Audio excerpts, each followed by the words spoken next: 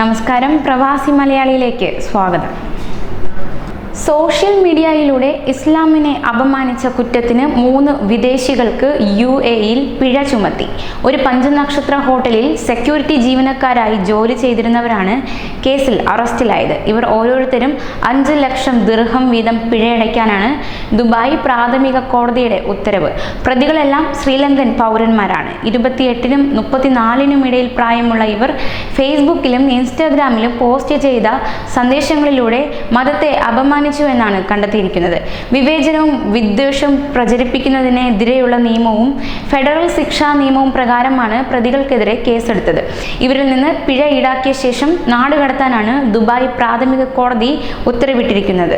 മൂവരെയും police കസ്റ്റഡിയിലെടുത്തിരുന്നു. കഴിഞ്ഞ വർഷം May 19-നാണ് Al Barsha police സ്റ്റേഷനിൽ കേസ് രജിസ്റ്റർ ചെയ്തത്. ഹോട്ടലിലെ ജീവനക്കാർ ഇത്തരത്തിലുള്ള സന്ദേശങ്ങൾ സാമൂഹിക മാധ്യമങ്ങളിൽ പോസ്റ്റ് ചെയ്തെന്ന വിവരത്തിന്റെ അടിസ്ഥാനത്തിൽ ഹോട്ടൽ മാനേജ്മെന്റ് തന്നെ ആഭ്യന്തര അന്വേഷണം നടത്തുകയായിരുന്നു.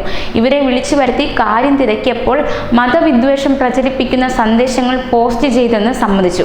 തുടർന്ന് ഹോട്ടൽ അധികൃതർ തന്നെ പോലീസിനെ വിവരമറിയിക്കുകയും മൂവരെയും പോലീസിന് കൈമാറുകയുമായിരുന്നു.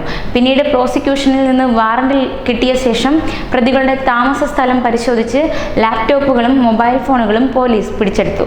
മതത്തെ അപമാനിക്കുന്ന ചിത്രങ്ങളും സന്ദേശങ്ങളും പോസ്റ്റ് ചെയ്തതായി ഇവർ പ്രോസിക്യൂഷനോട് സമ്മതിക്കുകയുണ്ടായി. ഈ സന്ദേശങ്ങളുടെയും ചിത്രങ്ങളുടെയും പകർപ്പ് കേസ് ഫയലിൽ തെളിവുകളായി ചേർത്തിട്ടുണ്ട്.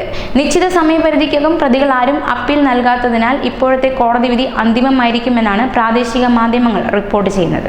പ്രവാസികളെ നെഞ്ചോട് ചേർക്കുന്ന ഒരു നാടാണ് ദുബായ്. ഒപ്പം ദുബായിലെ ആൾക്കാരും അവിടെ നിന്നും ഇത്തരത്തിലൊരു വാർത്ത പുറത്തു വരുന്നത് ഖേദകരമാണ്. കൂടുതൽ വാർത്തകൾക്കായി ഈ ചാനൽ സബ്സ്ക്രൈബ് ചെയ്യുക.